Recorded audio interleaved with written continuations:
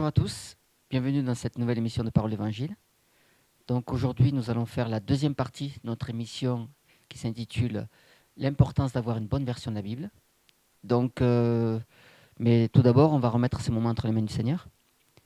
Donc merci Seigneur pour ta grâce, merci pour ces moments, merci de mettre tes paroles dans nos bouches Seigneur, de nous conduire par ton esprit Seigneur Père. Je demande vraiment de conduire toutes choses Seigneur Père et de vraiment toucher ces âmes qui vont voir ces vidéos Seigneur. Que ton nom seul soit élevé et glorifié Père. Amen. Donc les frères et sœurs ont fait des recherches bibliques de versets. On va commencer peut-être avec Jean-Philippe. Oui, alors j'ai fait une recherche sur Hébreux 10, verset 25. Donc je vais lire le verset 24 pour le contexte. Alors, veillons les uns sur les autres pour nous exciter à la charité et aux bonnes œuvres. N'abandonnons pas notre rassemblement comme c'est coutume de quelques-uns, mais exhortons-nous les uns les autres, et cela d'autant plus que vous voyez approcher le jour. Donc, on va lire la notation qu'il y a sur la Bible de Jésus-Christ pour le mot rassemblement, qui vient du grec épisunagoge, qui veut dire être assemblé à un lieu, ou réunion assemblée. Donc ce passage fait premièrement allusion au rassemblement de l'Église auprès du Seigneur lors de son retour. On peut y voir aussi une forme d'encouragement pour demeurer dans la communion fraternelle et non une interdiction à quitter une église locale. Alors ce même mot est utilisé aussi dans 2 Thessaloniciens 2, verset 1.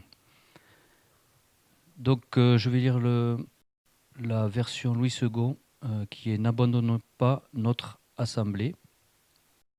En français courant, c'est « N'abandonnons pas nos assemblées ». Donc souvent les églises chrétiennes se basent sur ce passage pour empêcher les chrétiens qui veulent sortir de leurs assemblées de partir. La version de la Bible de Jérusalem va encore plus loin en disant « Ne désertez pas votre propre assemblée ».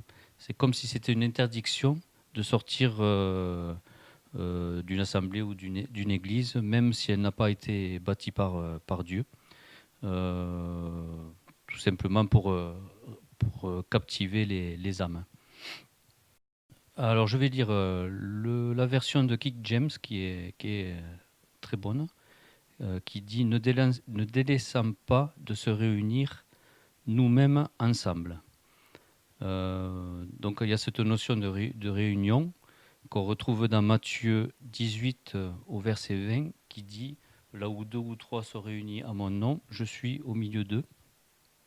Donc le Seigneur nous fait comprendre qu'il y a cette notion de communion fraternelle, de réunion de frères et sœurs, et pas forcément une réunion de grandes églises évangéliques ou quoi que ce soit, où le péché abonde. Au contraire, le Seigneur nous dit, par exemple dans Apocalypse 18, verset 4, « Sortez de Babylone » ou « Sortez du milieu d'elle », ainsi que dans Ésaïe 48, verset 20, où il nous dit « Sortez de Babylone ».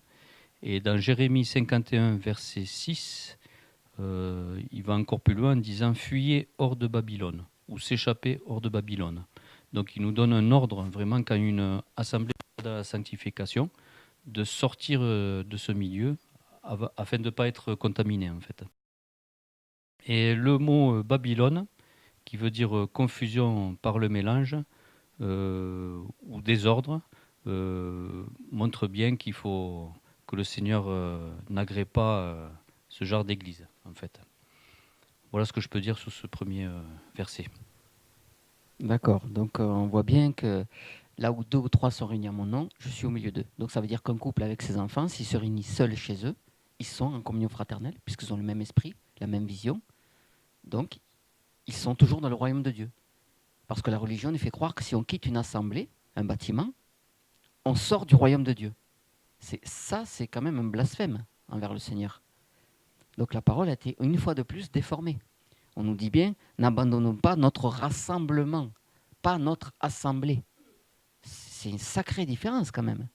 Donc ça veut dire que là, un petit groupe, Nous sommes une assemblée dans une maison, une assemblée dans un pré, une assemblée dans un garage, une assemblée dans un parc, un bois, n'importe où. Et à l'époque de Jésus, les assemblées, c'était dans les maisons. Donc voilà, l'Église, c'est le corps de Christ. Donc une fois de plus, la parole a été tronquée. C'est grave. Hein. C'est pour maintenir captifs les gens, comme tu disais, voilà, dans des structures religieuses. Voilà. Et on leur met un joug en leur disant ben, tu es condamné parce que si tu sors de chez nous, tu perds le salut. Quoi. Donc comme si le salut dépendait d'un bâtiment. C'est quand même grave. Hein. Voilà, tu voulais rajouter autre chose? Sur ce verset, non, je vais parler d'un autre verset. Oui. Donc, dans Matthieu 24, verset 36.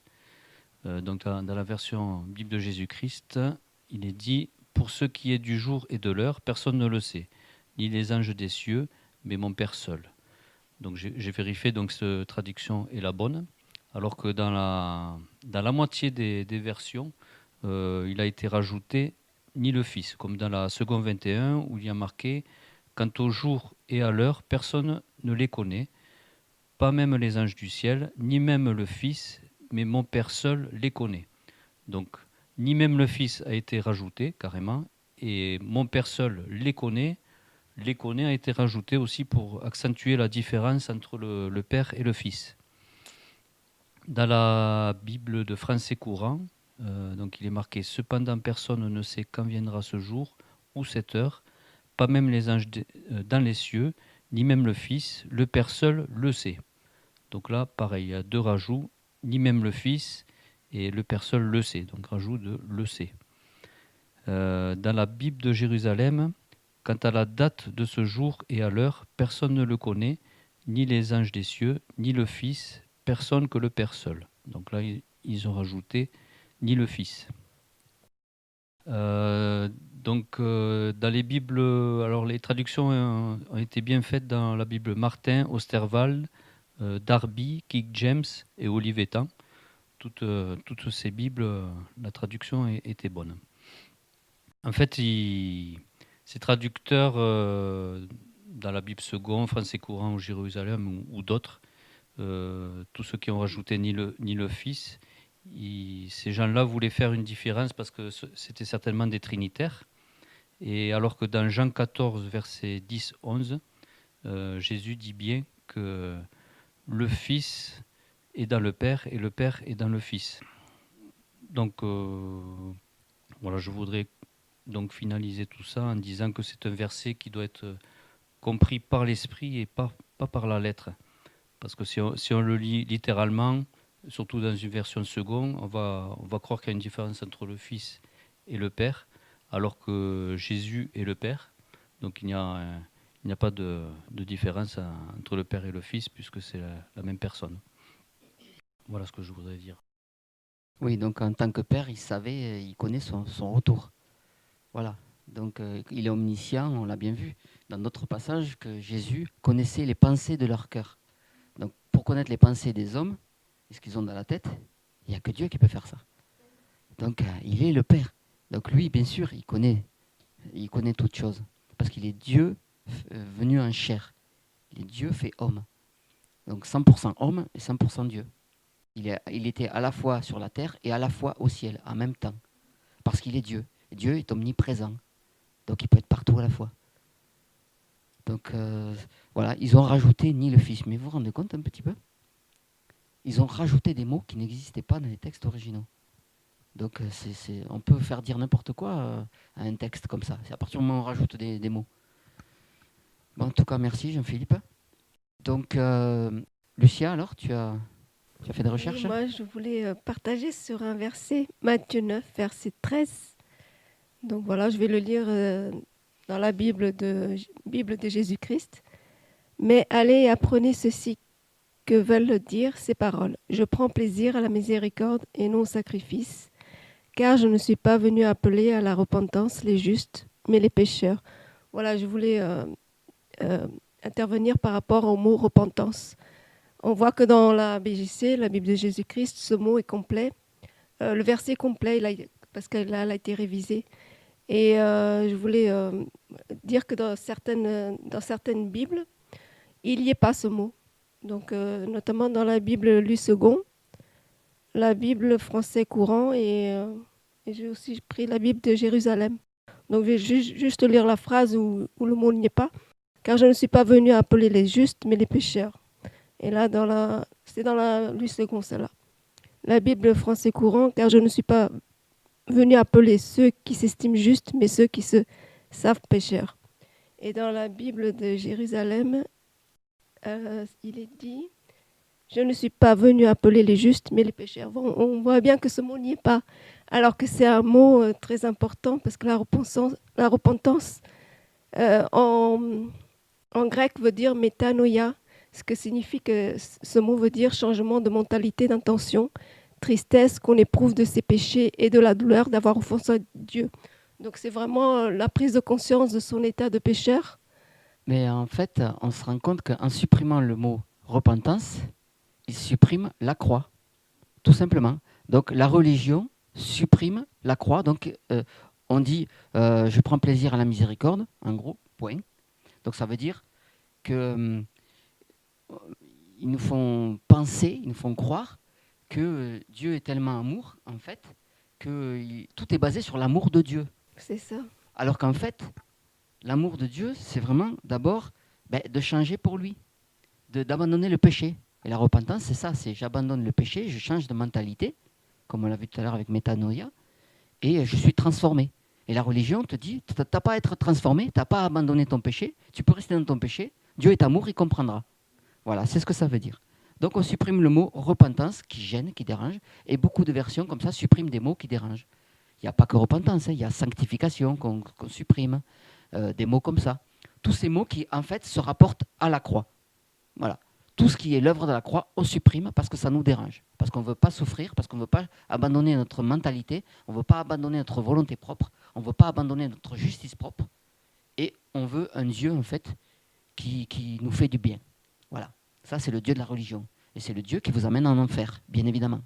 Voilà. Parce que le vrai Dieu vous pousse à la repentance. Oui, tu voulais D'ailleurs, je continuer ? voulais juste donner un exemple dans les Actes des Apôtres, Acte 2, verset 37. Il est dit que après avoir entendu ces choses, ils eurent le cœur touché de componction. On voit que le mot componction, on retrouve le mot repentir. Tristesse produite par les effets du repentir, le regret d'avoir offensé Dieu. Voilà, on voit qu'ils ont pris cette conscience de repentance, quoi. C'est l'état de cœur, quoi. Ils ont reconnu leur état de cœur, qu'ils étaient pécheurs et que ce mot, voilà, c'est un mot vraiment très fondamental dans la parole, quoi. Le Seigneur est venu annoncer la repentance, justement, pour que les gens vraiment se convertissent et qu'ils soient sauvés, évidemment. Amen. Hein. Si Amen. les gens ne prennent pas conscience de leur état, forcément, ils peuvent croire que voilà, qu'on croit en Dieu, et puis voilà, on croit en Jésus, on suit Jésus, et on croit être sauvé. Donc voilà, c'est important. Les mots qui sont retirés, voilà, ça peut tromper beaucoup de personnes, et c'est très dangereux. On va dire. Exactement, c'est très dangereux. Très dangereux. C'est très dangereux Ouais. parce que ça peut t'amener en enfer, tout oui. simplement. Oui, oui. Parce que tu vas être, comme on disait, dans ta propre justice, au lieu d'être dans la justice de Dieu qui nous appelle à renoncer à nous-mêmes. Là, la religion, ça ne te coûte rien. Tu n'as pas à renoncer à toi-même, tu n'as pas à t'armer de la pensée de souffrir, alors que c'est ce que la Bible nous enseigne. On retire en fait tout ce qui est gênant, tout ce qui dérange. Voilà, on le retire. Voilà. J'ai un exemple par rapport à la repentance qui me vient là. C'est Jean-Baptiste qui disait « Repentez-vous que le royaume de Dieu approche ». Tout à fait. Voilà. Donc, il disait un seul mot, c'était la repentance. C'est ça. Donc, c'est fondamental. C'est fondamental, c'est capital. Repentance, sanctification, voilà, mort à soi, la croix, il n'y a pas plus important que ça.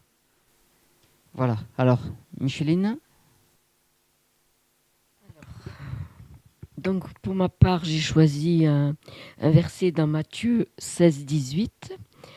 Alors, qui nous dit « Et moi, je te dis que tu es Pierre, et que sur ce roc, je bâtirai mon église, et les portes de l'enfer ne prévaudront pas contre elle. » Alors, la Bible de Jérusalem a traduit que tu es Pierre, et que sur cette pierre, la Bible Louis II 21 a dit « Tu es Pierre et sur ce rocher », alors que la Bible de Jésus-Christ a insisté sur le côté roc. Parce que, et je vais vous lire le commentaire que nous trouvons dans la Bible de Jésus-Christ. Alors, le roc, ce passage a été mal traduit dans beaucoup de Bibles, comme suit. « Et moi, je te dis que tu es Pierre, et que sur cette pierre, je bâtirai mon église. » Or, pour une bonne compréhension des propos de Jésus, il est important d'insister sur la distinction que le grec fait entre Pétros, Pierre caillou, qui désigne Pierre l'apôtre, et Pétra, roc rocher, qui n'est autre que Jésus-Christ, le rocher des âges. Alors on trouve cette référence aussi dans Ésaïe 17,10, Ésaïe 26,4, 1 Corinthiens 10,4. De là en découle un enseignement fondamental. L'Église n'est bâtie ni par un homme, ni sur l'homme, en l'occurrence Pierre et ses supposés successeurs, comme les papes, mais par Jésus-Christ lui-même, qui est la pierre angulaire et le fondement inébranlable. Et on retrouve encore cette notion dans Actes, chapitre 4, verset 11, Éphésiens, chapitre 2, verset 20. Voilà, pour ce verset, c'est... Voilà, donc C'est ce que on j'ai voit à bien dire. que l'Église n'est pas fondée sur Pierre. Donc la notion de pape est complètement erronée. Jésus a bien dit qu'il était lui-même la pierre sur laquelle il bâtissait son Église. Voilà. Amen. Et oui. Donc il n'a pas bâti sur Pétros, le petit caillou. Mm. Donc voilà, sur Pierre, qui est un homme, une poussière. Mm. Non. Jésus est le maître de son Église. Donc Oui. encore une fois, c'est une transformation de la parole, voilà, pour la religion, quoi. De toute façon, c'est le Saint-Esprit qui convainc de péché, de justice et de jugement. C'est lui qui gagne les âmes. Mm. Nous, de toute façon, on ne peut pas gagner des âmes. Mm. Vous pouvez faire tout ce que vous voulez, vous ne gagnerez aucune âme. C'est Jésus qui gagne les âmes. Nous, ne sommes que des instruments. Mm. On témoigne et ensuite, c'est Dieu qui touche les cœurs. Mm. Donc, nous, on ne peut pas gagner d'âme. Donc, d'ailleurs, oui, vas-y.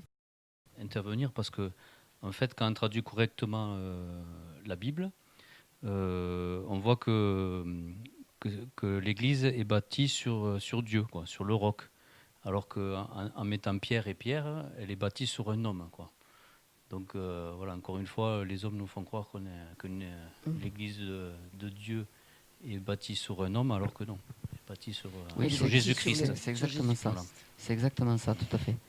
Donc, voilà, une fois de plus. D'où l'importance d'avoir Une bonne version. version de la Bible. Voilà. Alors après, j'ai choisi aussi Matthieu 19, verset 6.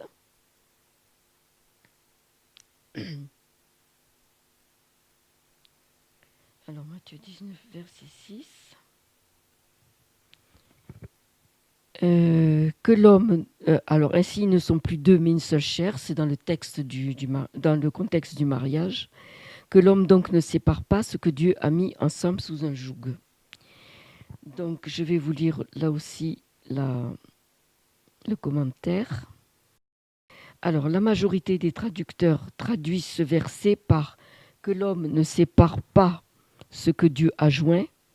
Or le terme grec susioniumi, qu'ils ont traduit par joint, signifie plutôt attacher un joug à quelqu'un, mettre ensemble sous un joug. Un joug est une pièce de bois servant à atteler une paire d'animaux. De ce fait, les animaux sont contraints d'avancer dans la même direction, côte à côte. Et donc là, on comprend dans le contexte du mariage que le mariage est donc semblable à un joug qui nous contraint à marcher à l'unisson dans la même direction. Et c'est vrai que ça n'a pas du tout la même signification. Amen. Amen, amen. Donc, voilà, on voit bien que même la notion de divorce, en fait, elle n'est pas de Dieu, quoi. Mm. Dieu est le divorce. Mm. Il a assemblé l'homme et une femme pour qu'ils soient une seule chair. Mm. Donc, forcément, et c'est pour ça que c'est important d'épouser quelqu'un qui a la même vision. Parce qu'on ne peut même pas mettre un âne et un bœuf sous le même joug. Oui. Parce qu'ils n'ont pas le même tempérament, ils n'ont pas la même vision des choses, la même façon d'avancer. Donc il faut impérativement, en tant que chrétien, épouser un chrétien ou une chrétienne. Voilà. Oui, d'ailleurs, il y a cette précision aussi qui est apportée en Deutéronome 22, 10. Ça confirme ce que tu viens de dire. Dieu interdit d'atteler un âne avec un bœuf ensemble. L'adverbe ensemble vient de l'hébreu yachad, qui signifie union d'une façon unitaire. C'est-à-dire, voilà, on ne doit pas mettre. Oui, parce que quand vous voyez le caractère d'un âne, lui se stoppe assez vite. Le bœuf, lui, va avancer. Donc, il va y avoir Voilà, une sacrée il y a contradiction. des conflits là. Donc là, il y a des conflits, forcément. On peut pas. Et puis forcément, il y aura des problèmes de sanctification, il y aura des problèmes comme ça. Alors, quand on est déjà marié, qu'un des deux dans le couple rencontre le Seigneur, la chose n'est pas la même. Parce que vous êtes déjà marié, donc Dieu, voilà, il fait son œuvre. Voilà, il y en a un forcément qui a Christ, l'autre non, mais l'autre peut être gagné par le Seigneur. Voilà, ça, c'est pas un souci. Mais quand on est célibataire, par contre, là, on ne peut pas épouser quelqu'un qui n'est pas converti, qui n'a pas reçu le Saint-Esprit. Parce que là, on s'expose à recevoir le péché dans son cœur, quoi, dans sa vie. Donc voilà.